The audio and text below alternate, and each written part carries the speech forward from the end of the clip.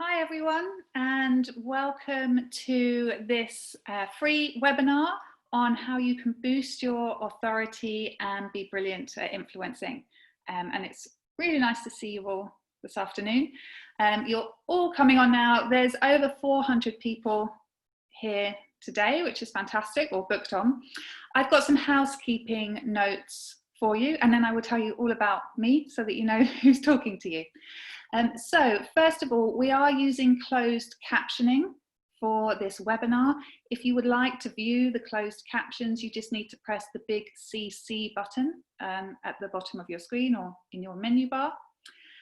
Secondly, this is going to be recorded. Thirdly, please, if you've got questions that you want to ask about what I'm talking about, if you'd like me to clarify or explain more, can you use the Q&A box, please? Because I can only see the Q&A box. I can't see the chat box. And then if you have any tech issues or you just want to chat to the other people on the webinar, I'll be asking a few questions as we go along. Please use the chat box for that. So anything you say in the chat box, everyone else will see, but I won't see. So use the Q&A if you want me to see something. So hopefully that is all super clear.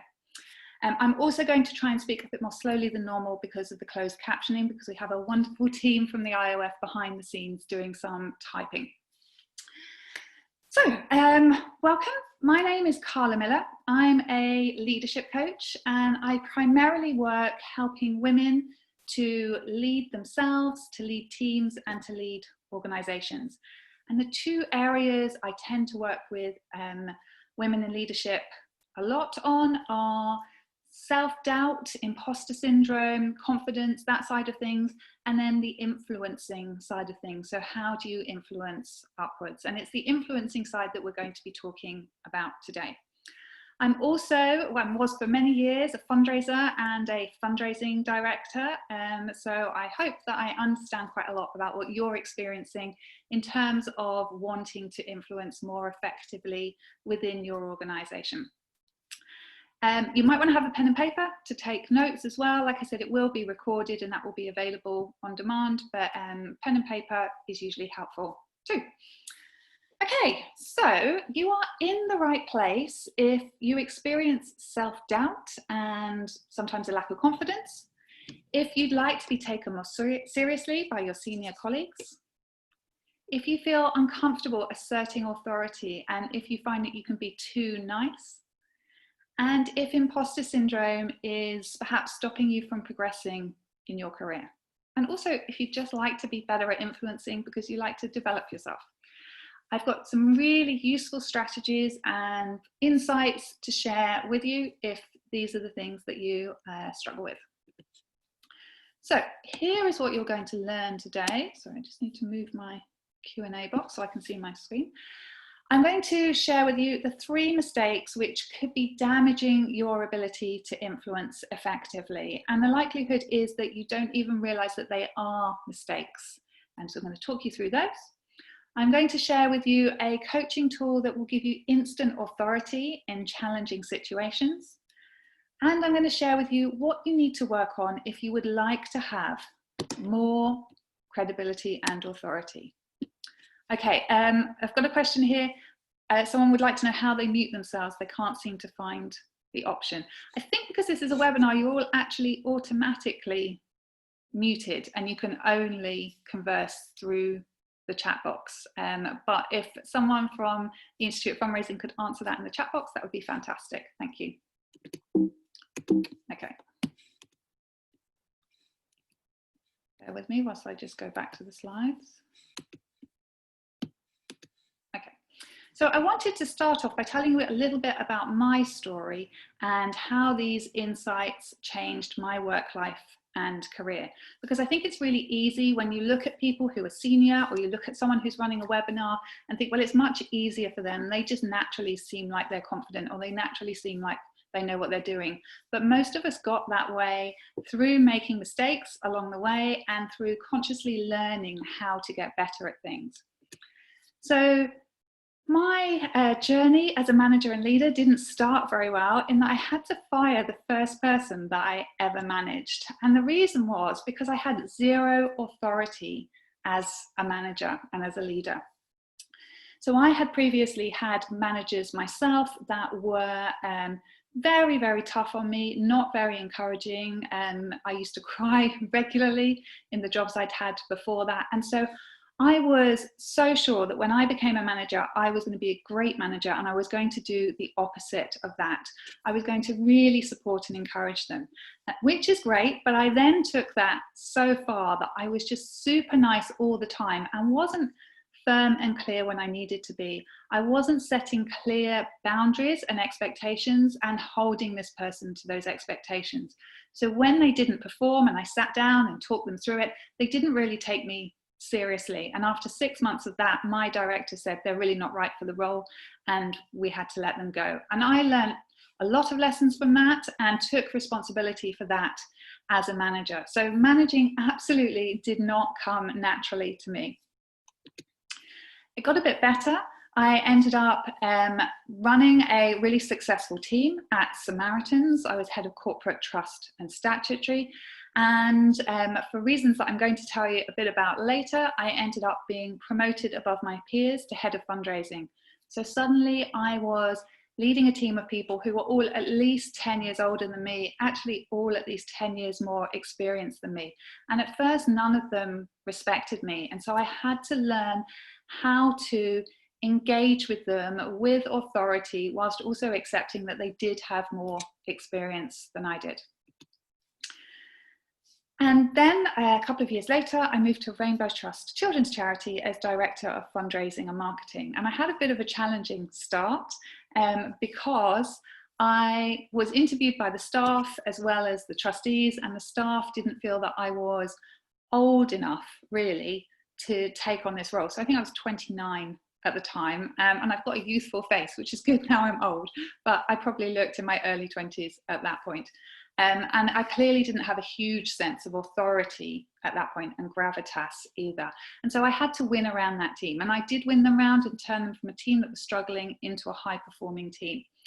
But one of the ways in which I did that was I realized that I needed to change how I was leading, and I needed to focus on developing my mindset so that I wasn't letting self-doubt get in my way. And I needed to develop my influencing skills so that I could influence upwards, in this case, influencing a chief exec who had huge ambitions and was putting, and those ambitions were putting a lot of pressure on the fundraising team. So by consciously working on developing my mindset, developing myself as a leader, and developing my influencing skills, I found that my career changed radically from that point. I went on to do a number of different interim roles, including being a chief exec for a small charity called Tiniest for babies with heart problems. I also moved into recruitment temporarily, recruiting senior fundraisers, and a year later was made managing director of the company, so leading the very people that had taught me how to do recruitment. And now I chair panels on leadership. That's a picture of me chairing a panel. I have a podcast, and I wrote a book called Leading Successful Fundraising Teams. And I spend a lot of time talking to trustees, chief execs, other directors, and having to influence them effectively. And so what I want to share with you today is some of the tools and the ways of approaching things that have helped me to make that shift from someone who absolutely wanted to be great at managing and leading, but who struggled and who didn't have natural authority, into someone where when I speak, people do listen and I do have authority, and now I teach that to other people as well. So I wanted to share that story so that you could see that I really relate to where you're at, and what I'm going to share with you is really relevant to where you're at the moment. So let's talk about the 3 mistakes that could be damaging your ability to influence at the moment. So mistake number 1 is sticking to what made you successful. And what do I mean by that? I mean that often we get promoted for the things that we do well. So sometimes we're promoted into management because our technical skills are really good. Sometimes we're promoted into leadership roles because we are really good at getting the best out of our team. But what we don't realize is that what made us successful at the previous level isn't the same thing that will make us successful at the new level. So, for example, if you are a manager and you have a team, say you're a manager of a community fundraising team, and you have people beneath you, you spend a lot of your time probably answering their questions because you know more than they do about things. And probably, if you're like most managers, you spend too much time answering their questions. And that is one of the things that has made you successful at manager level. But when you move to, say, a head of level, say you're suddenly managing community and corporate, or you're a head of fundraising, you no longer have the answers to their questions, but also being good at that level isn't about having all the answers. It's actually about learning to ask great questions. And so what I want you to think about is this reframe of what got you here won't get you there. So what have you brought with you from the role that you were operating at previously, because it worked for you, that perhaps is getting in the way of you having influence and authority in your current role? Because, for example, if you think you need to have the answers all the time, then you're going to get very tough on yourself when you don't have the answers, because the people working for you know more about their area than you do, or because you're just managing across so much breadth that you cannot have the answers at all times. And you need to learn that skill of asking great questions. So that's mistake number one. And as I say, most people don't realize that they're making that mistake. And if you want to move to the next level, if that's why you're on this webinar, then have a think about what is it that makes people successful at that next level, and how can you start to develop that way of thinking and acting now. Okay, so mistake number two is, and I see this a lot in managers and leaders, is that when they are not getting what they need from the organization, when their influencing isn't working, perhaps you want more resources for fundraising, and perhaps you want your trustees to get actively involved in fundraising. When the things you try don't work, often what we think is that working harder is the answer. If we can just put more results in front of them, if we can just show them how hard we're working and the team is working, then maybe they'll take us more seriously. But actually, what I see is a lot of stressed out and overwhelmed managers and leaders who are working far too hard. They're working long hours, they're struggling to set boundaries, they're trying to answer every question that everyone throws at them all the time. And when you are stressed and overwhelmed and working too hard, you actually don't have a lot of authority. You don't have a lot of influence, because when people are coming to you, you haven't got the headspace to think about how to influence them effectively. And when your team are coming to you, you probably aren't able to respond in the most powerful way possible because you're too stressed to be able to do that. If you think about the successful leaders that you know, the people that you look up to, that you think do have influence, do have authority, how many of them are running around like a headless chicken, too busy to talk to you because they're so stressed out? Probably not many of them. And equally, some of us, when we're overworking, we go to the opposite and we just withdraw into ourselves. And then the people around us don't know that that's about us and being overwhelmed. They think it's about them.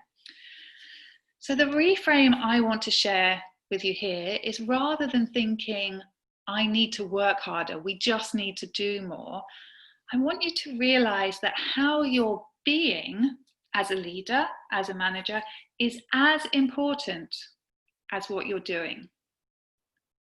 And that's probably not something that you've heard before. It's probably not something that you've thought about before, but the energy that you bring to your team, the energy that you bring to a meeting with your senior colleagues, how you hold yourself, how you feel about yourself, your mood, that all builds a picture of you.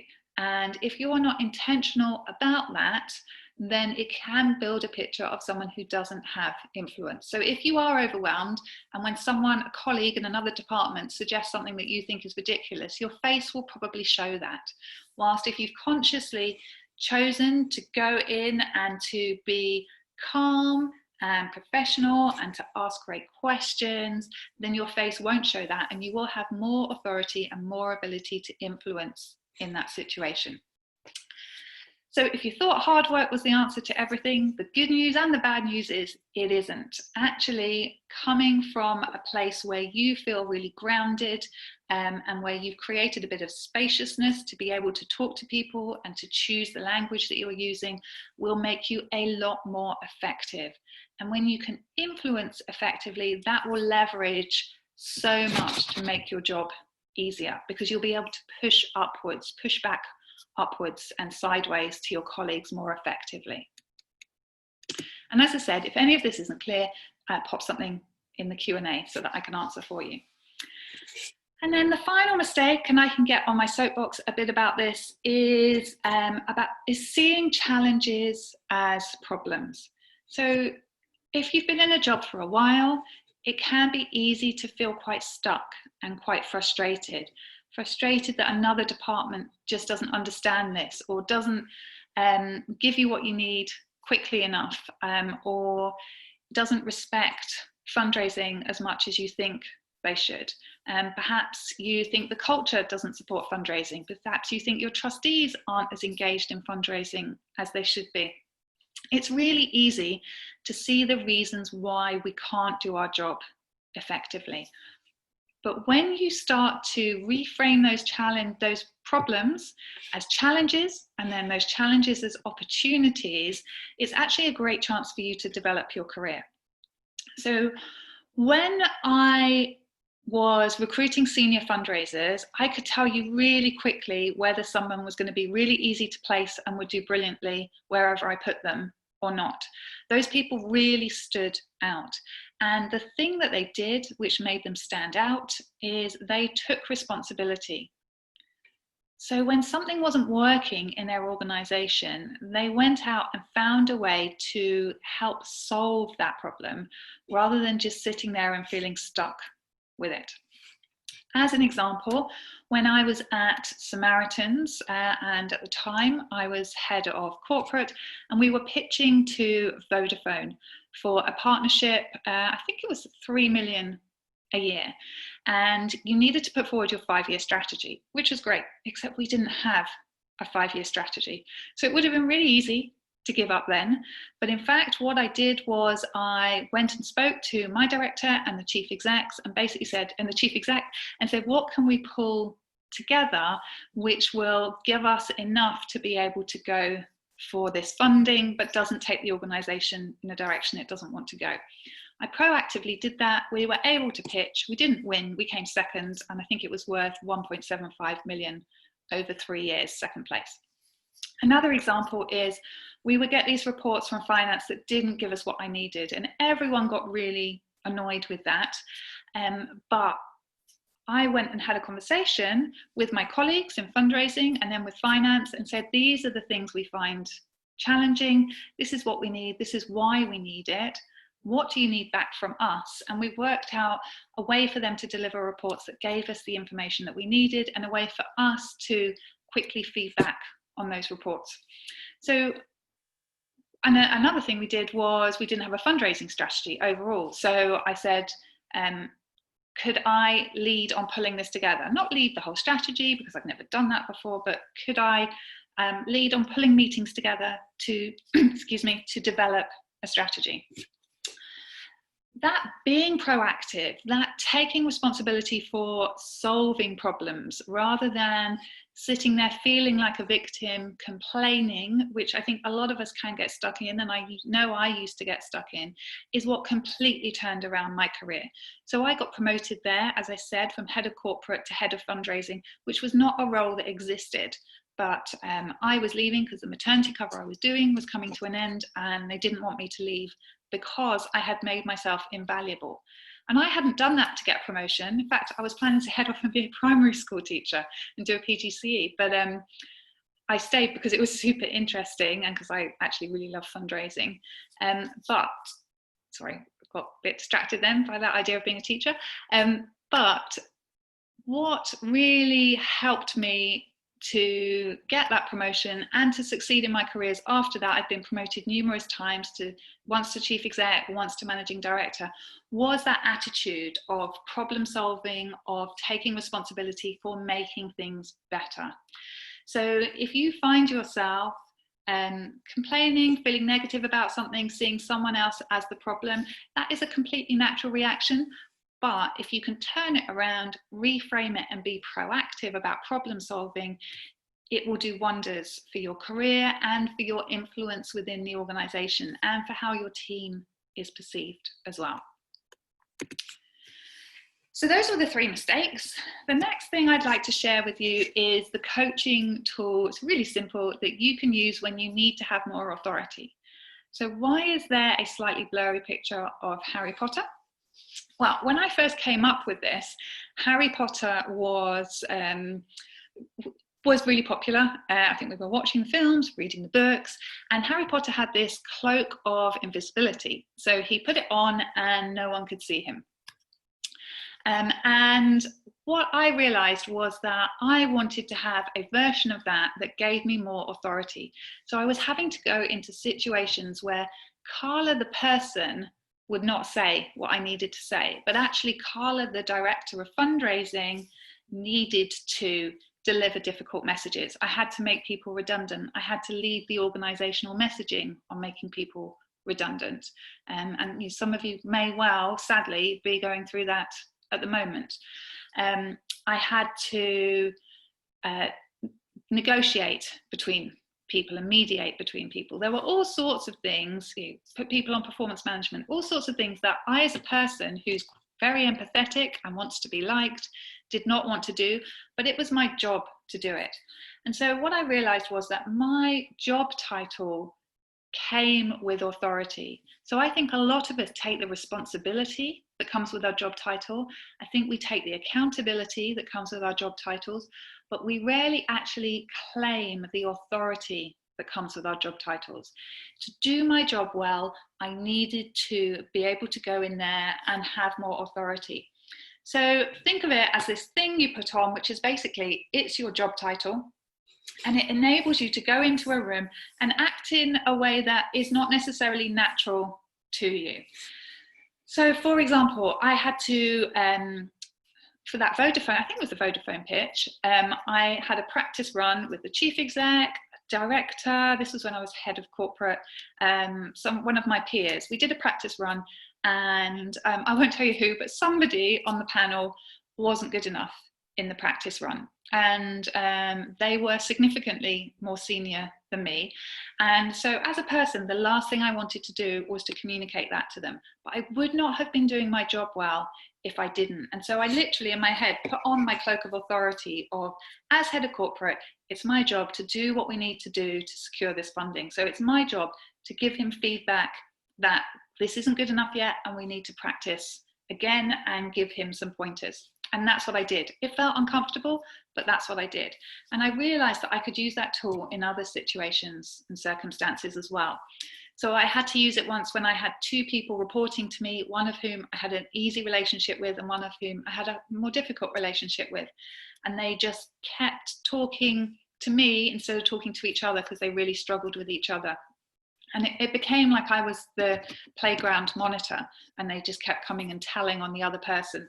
And so I had to put them into a room together and sit down and lay out the situation and say, this is not how I expect people at your level to interact with each other. This isn't how it's going to work. Felt really uncomfortable with that, particularly the one with whom I was friends outside of work, but the cloak of authority really helped. So whether it's a cloak for you or a hat or just a reminder that actually you don't need to have huge amounts of gravitas. You don't need to be someone who speaks in a low voice and takes up lots of space in a room and is really serious to be able to have authority. Your job title gives you the authority to do what you need to do and say what you need to say. So I know that people always remember that one and have fun playing with it. So I encourage you to have a go with that one as well. And then the other thing that I wanted to share with you is where successful leaders focus their attention. And this, again, is something that people say really strikes them because they hadn't thought of it before. So this is what a lot of the women that I work with, so I work with a lot of women in management and leadership roles right through to chief exec, and a lot of senior fundraising leaders. This is what where their attention is focused looks like. So that's you in the middle, and you can see that you don't get very much of your time and attention at all. And then the next circle out is your team, and your team get the vast majority of your attention. You are constantly available to them, you're asking questions, answering their questions, you're checking they're okay, because that's what good management looks like, right? Or is it? I think that there's somehow this unspoken rule that the best managers are the ones that are always completely available to their team, but actually I don't believe that that is the case. The other thing that most overworked, overwhelmed, stressed out managers do is they don't spend very much time at all on influencing within the organization, and they spend quite a lot of their attention, or put quite a lot of their attention, on circumstances that are outside of their control.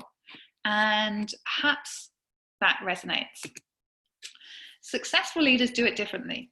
So as you'll see from this image, successful leaders take time out to focus on their own priorities, on moving the team forward, on themselves and their own development as a leader, because they realize that they are at the center of their team, and anything they do to develop themselves will have a positive payoff for the whole of the team.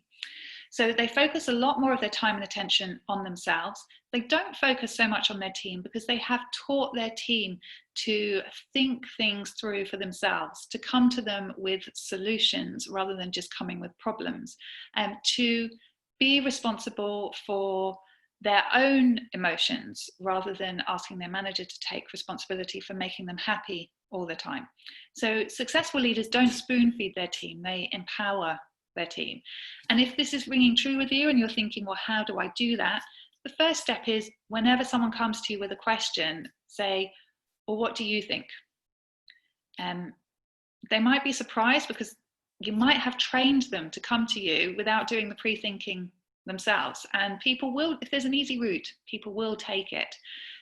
So that's always the first step. And when you keep asking that, people eventually learn to ask themselves that question before they come to you, and then they don't come to you so much because they learn to trust their own answers and think things through for themselves.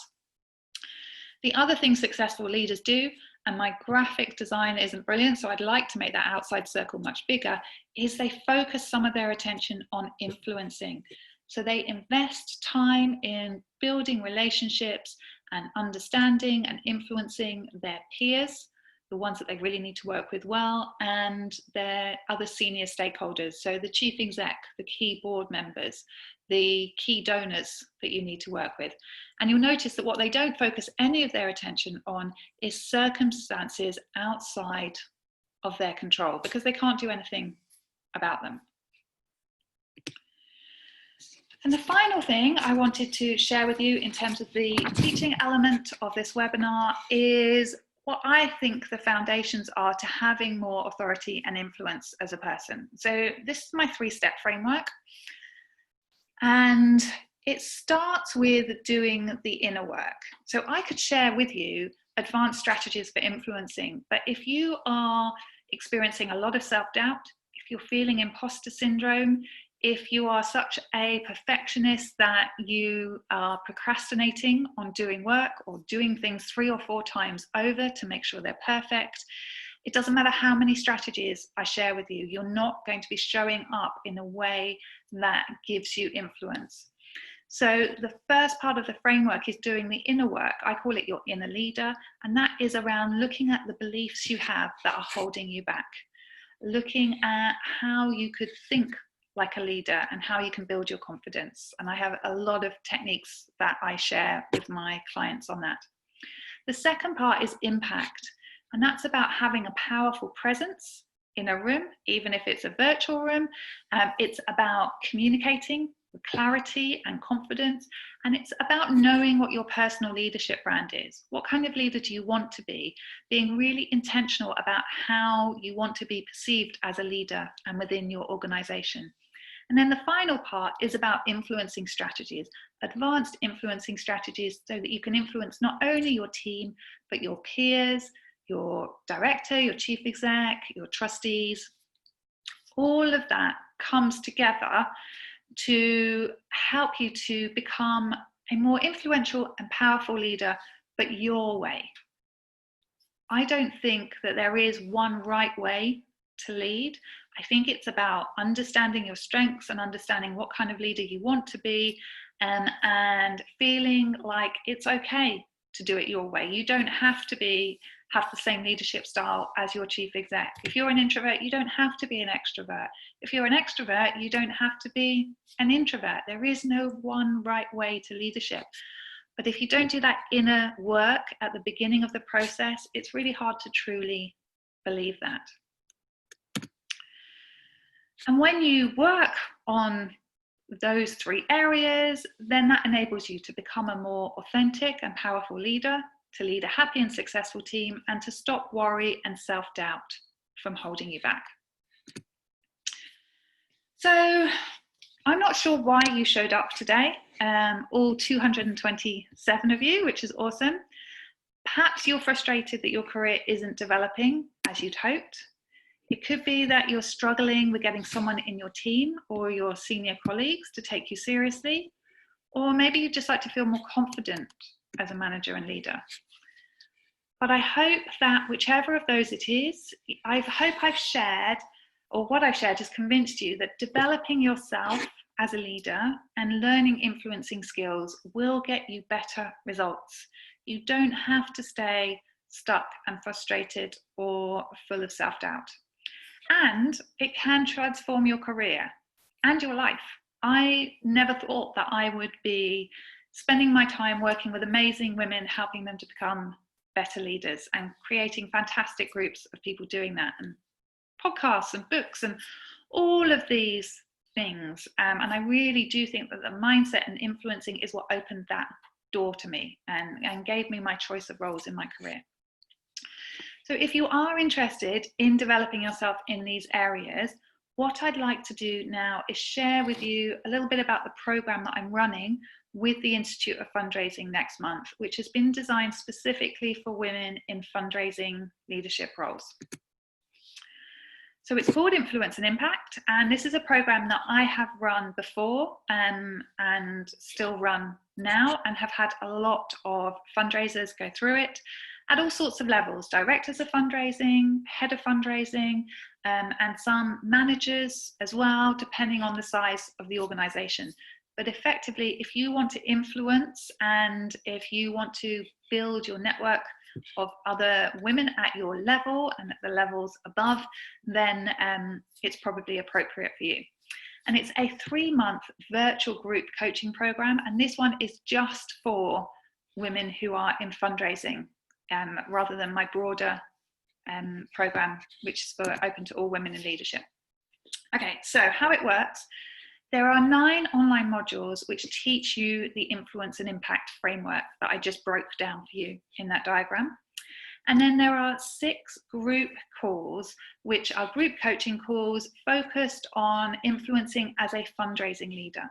So you would bring along your questions, we'd have coaching hot seats, and we'd look at things like getting your chief exec on board, influencing your board, how to get your colleagues to take fundraising more seriously, all the things that come up a lot for women who are in fundraising leadership roles. And then there is also, and it's optional, a Facebook community so that you can really get to know each other well outside of the calls as well and build your network. And what I love about doing these group coaching programs is that, unlike this webinar where essentially I'm the expert and I'm talking at you, unfortunately, I'd much rather have a conversation, but that's quite hard to do with over 200 people. these groups are, I'm not the only expert in the room, because everybody who joins brings their own experience, their own knowledge, their own wisdom as well, and they share it with each other. And what I do is create this really safe space, this container, which is hugely supportive and encouraging, and also quite straight talking, so that you can develop yourself. And then you have these other women that will support you and grow with you as well. And it's hard to explain, but there's something quite magical about when you bring these groups of all women together, which I've only been doing for about the last year, and it's amazing the different dynamic. I think women feel more able to open up and be vulnerable when it's just other women in a room, and when someone creates the right space for them to do that. Okay, so in terms of the modules, I thought I'd quickly show you a screenshot of what's in them. So there's 9 modules: kick your worry habit for good, ditch perfectionism, imposter syndrome and overworking, and rewire your brain for happiness and say goodbye to self-doubt. Module 4 is about building your self-confidence and how you can use language and body language to be more confident. Module 5 is thinking like a leader. So I have shared some mindset shifts with you today, but I have a lot more that I can share, which is basically how successful leaders think, what makes them successful. Then module 6 is about mastering your influencing mindset. So when you want to influence others, there's actually a whole load of things you're doing where you're getting in your own way. And we unpick those and help you to understand your colleagues better. Then in module 7, I take you through the 6 steps of influencing. It's a model I created to make influencing simple. Module 8 is advanced influencing skills. So that's particularly about senior stakeholders and how you can partner with your boss. And then finally, module 9 is about communicating with clarity and confidence. And this is just a quote from Gemma, who took the program and actually has been promoted since joining the program. So I will leave you to read that yourself. Just give you a minute to do that. I hope I haven't been speaking too quickly for the closed captioners. I do speak a little bit too quickly. And then this one is from Vicky. She's in charge of community and events at Florence Nightingale Hospice Charity.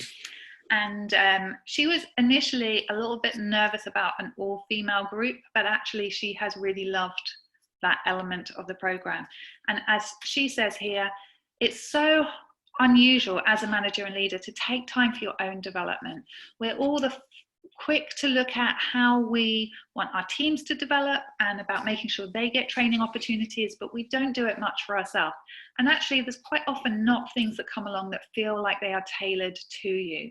Whilst this program is absolutely tailored to those areas that I see so many women in leadership roles struggling with. They are great at leading their teams and getting the best out of their teams, but they struggle to get what they need from the people above them or sideways.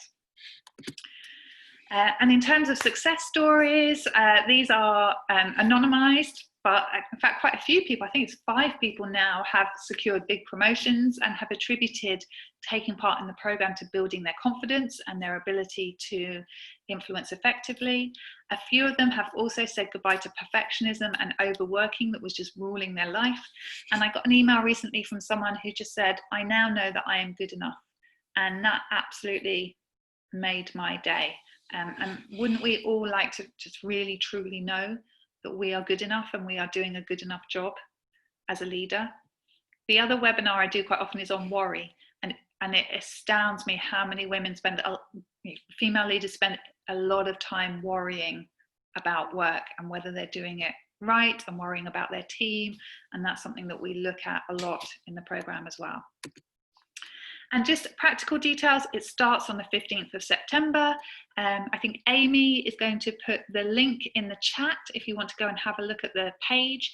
There's also on that page, you can download a PDF which is aimed at your line manager or HR, where you can put it in front of them, and it uses language that I think appeals more to them to try and get funding.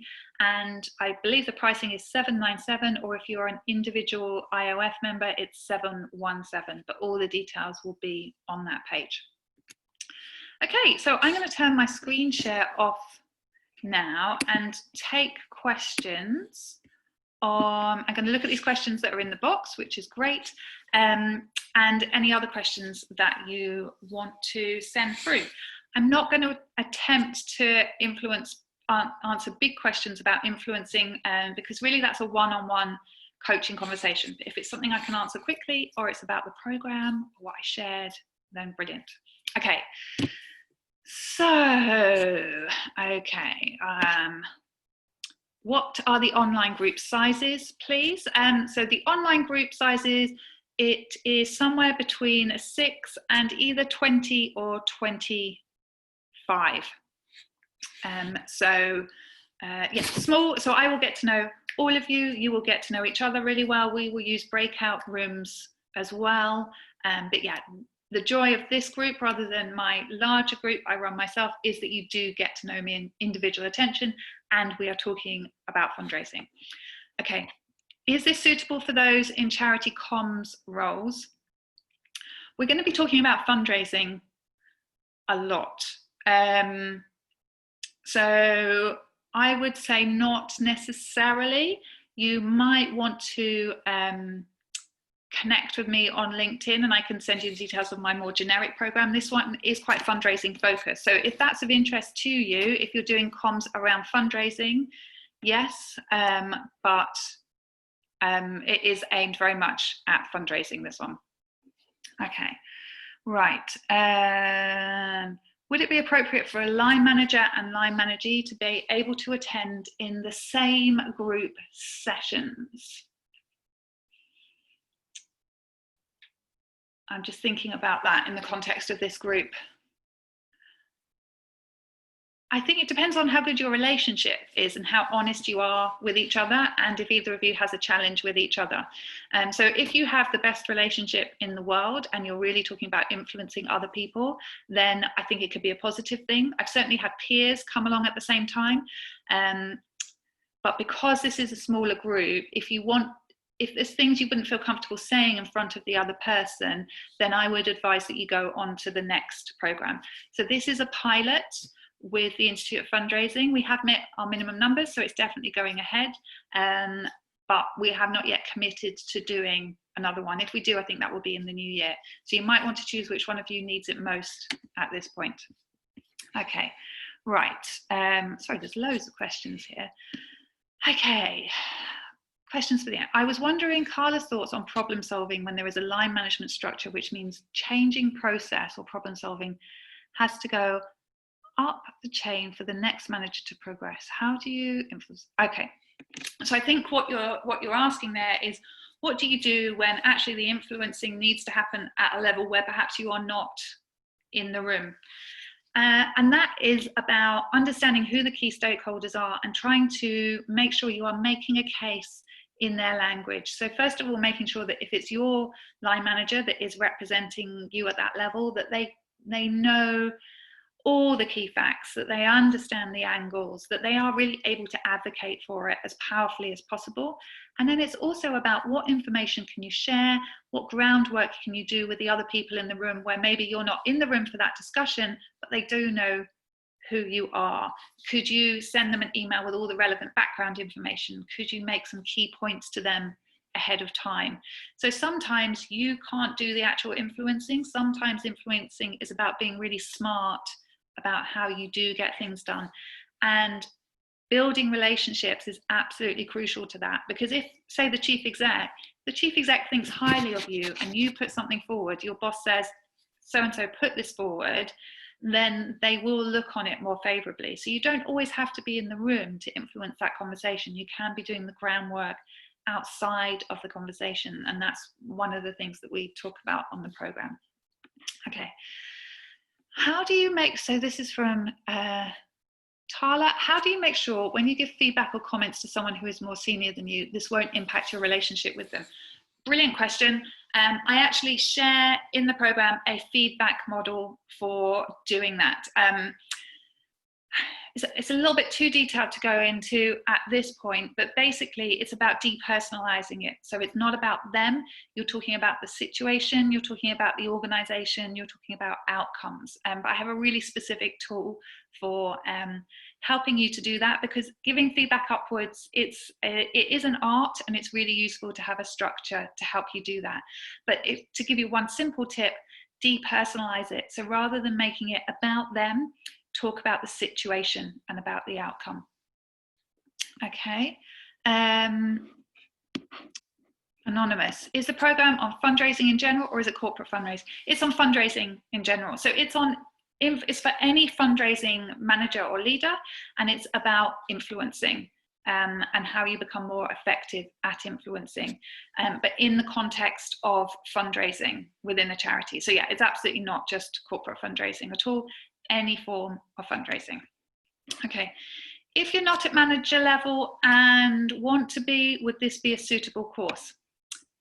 If you need to influence, it could be. I would say I have a different program called the Leadership Skills Lab, which is more along those lines. If you have been identified as high potential within your organization, if you're ambitious, and if you can hold your own in a conversation with heads of fundraising and directors of fundraising, then you would benefit from it. But it is very much aimed at sort of the middle to senior managers and more junior managers who are ambitious and driven and really want to develop themselves.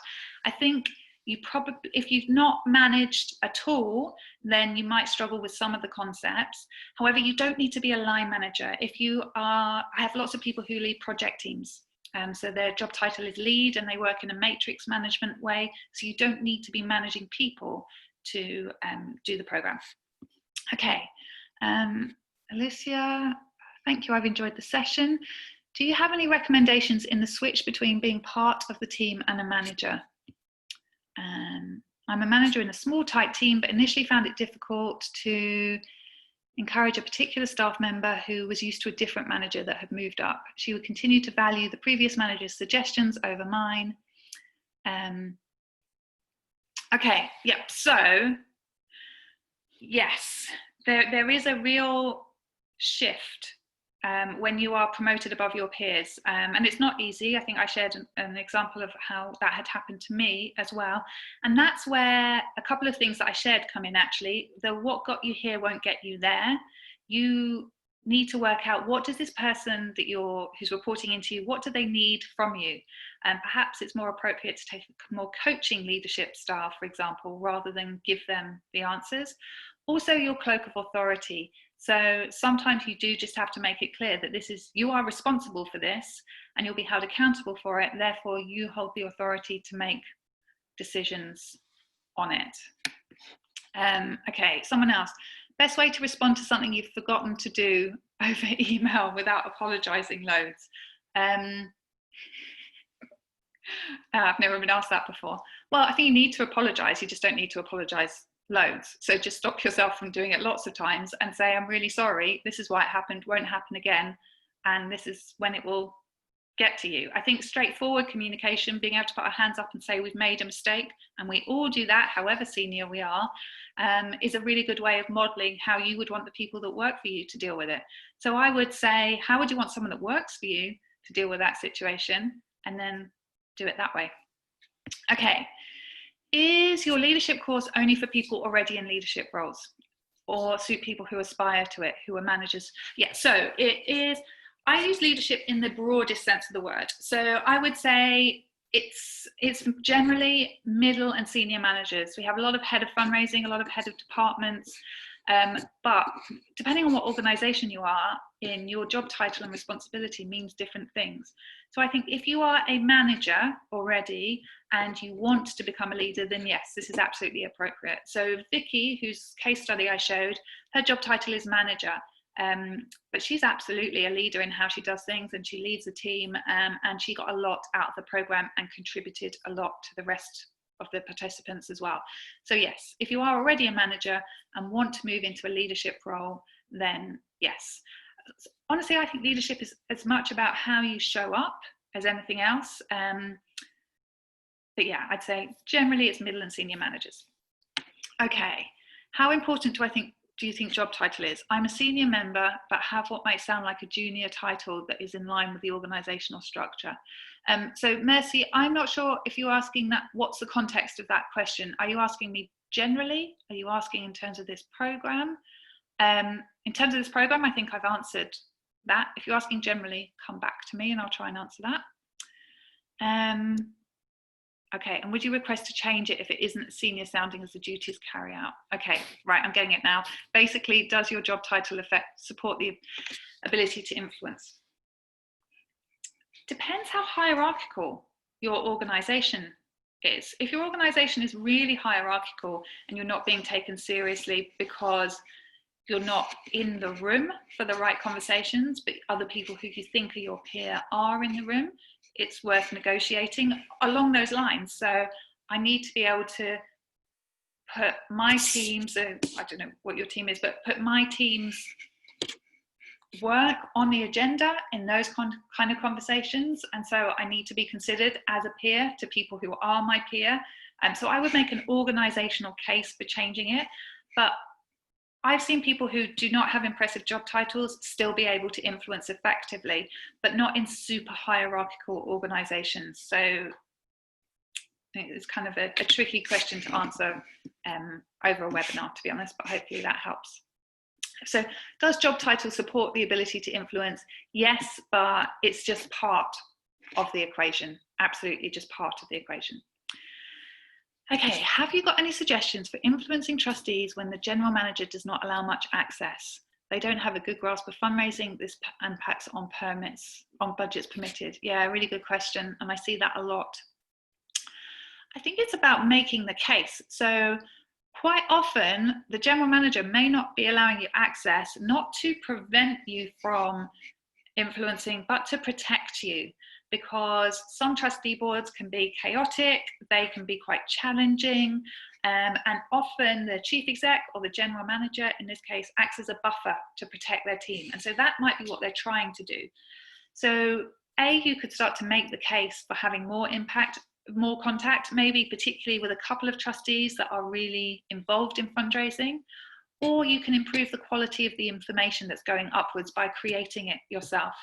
So I would, when I was a fundraising director, I would create a monthly fundraising report that said the key things we've been doing, the key achievements and our next priorities. And I would send that to trustees that were interested. And because they liked information and they liked to know what was going on, that was my way of influencing them.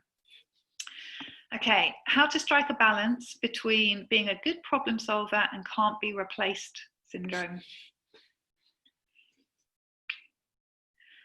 I think it's about showing that you're ready for the next level and starting to identify what it looks like to operate at the next level and put that into practice. And showing that you've got clear ambitions at the next level as well. That's the sort of thing that would make a great coaching hot seat, because there's probably some other stories in there as well, including a story that you're telling yourself about that potentially. Okay, tips on dealing with microaggressions and sexism. I think, honestly, I think that's too big a topic for me to jump into on this, I'm afraid. Yeah, sorry. I think I could be here all day dealing with that, and out of context, it's really hard to deal with. But I would say that cloak of authority could be really helpful in setting some clear boundaries with other people about how you want to be treated. We do train people how to treat us. And so whilst it can be hard to set boundaries, I think it's really important to do. Okay, how can we get in touch with you in case we want to know more about this program or other ones? You can go to the IOF page to find out more about this program. If you've got questions, you can either contact them, or if you want to drop me an email, it's carla@carlamiller.co.uk. Happy to answer questions about the programs. I'm not going to answer lots of emails about influencing, sadly, but happy to answer questions about the programs and your fit. And if you're interested in the program, aren't quite sure if it's the right fit for you, either contact me directly or go to the IOF and they will give you details to set up a quick chat with me. Okay, still going through these questions. Let me just check. What time of day does the course run? So the coaching calls are in the afternoon. I think they generally run 1:45 to 3:15. They're also recorded if you can't attend. And I think it's roughly one every 2 weeks across a 3-month period. But the dates and the times are on the page that Amy linked to, and maybe Amy could pop that link up again as well. Okay. So how to deal with an extremely involved founder and chief exec who wants to be involved in the tiniest details. Again, big question. Setting some boundaries, understanding why they want to be involved. So I had a chief exec that really wanted to be involved because she had done the job for a long time. She knew these people and she'd seen people make mistakes before.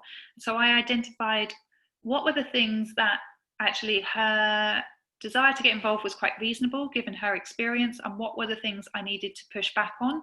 And then I found a way to push back using the model I talked about earlier, where I made it less about her and more about the situation. So my team are not able to make progress as quickly as we need to if you continue to proofread absolutely everything that goes to print. So can we look at getting your input at an early stage so you're comfortable with the direction we're going in, and then you proofread once before things go out, as an example.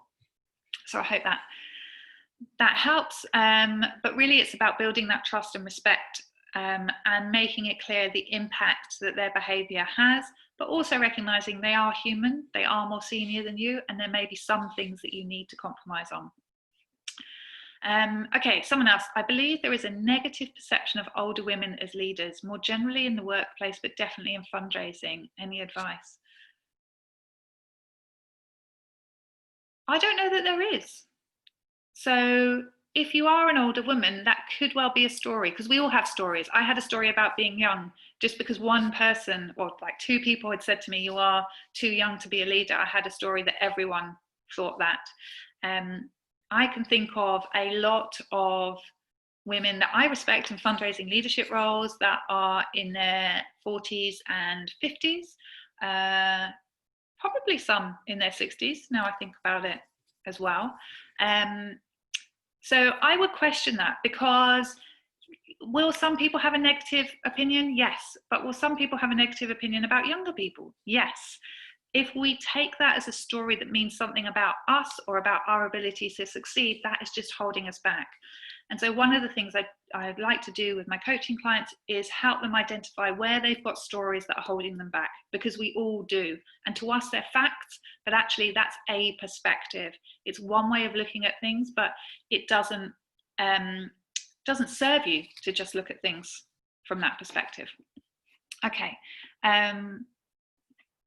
Someone just wanted to say thank you, learned a lot, would like to learn more about the workshops. Brilliant. Well, do get in touch. Christine, would really like to do it. I don't work Tuesdays. So hoping if you rerun it, it will be on a work day. Okay, that makes sense, Christine. If you want to drop me an email, we can get in touch with you. And if we do it on a different day next time, or the more general programs I run are done on a variety of days, so they might possibly work for you. They won't be fundraising specific though, that's only with the Institute of Fundraising. Okay, and I work as part of a small all-female fundraising team. I think our head would benefit from your course. How do I recommend it without offending her?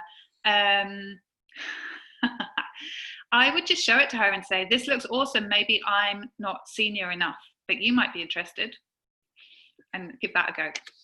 Okay, so I've just seen the time, so we're coming to the end of our time. I'm now going to look at the chat and see if there's anything else, but really, okay, so the download needs, so apparently the download needs changing. We've got an out-of-date one on there. Initially, this was priced at $997, but because of COVID, we reduced the price. So we will change that. Thank you, Amelia. I'm really glad you found it helpful. Thanks, Bethany. Just see if there's anything else. We hope to run, Jennifer, we hope to run it on another occasion if this goes well, but we haven't committed to that at this point. Thank you, Sarah. And I think if this is my webinar, I go on and on, but I think that the Institute of Fundraising are more structured than me.